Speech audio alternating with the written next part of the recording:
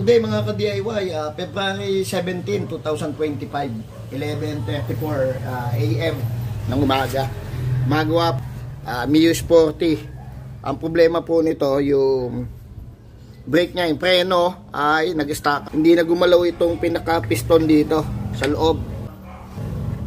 Ang ginawa ko, pinalo ko dito and then iniikot ko dito.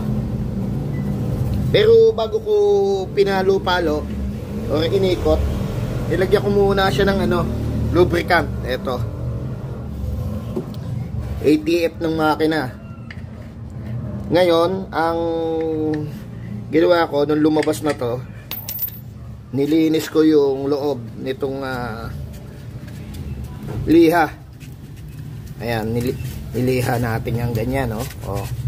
Baka mamaya encounter nyo yung ganito na yung brake nyo ay ayaw nang bumuka dahil dito yung pinaka-piston niya rito sa loob. Ayan, eto, kaya umiikot na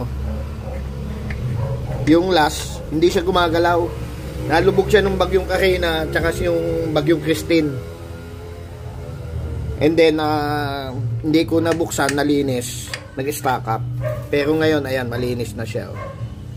And then yung loob, malinis na.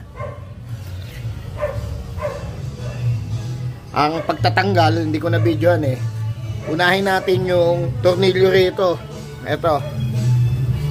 Ang pihit ng tornilyo, pakaliwa. And then natanggal.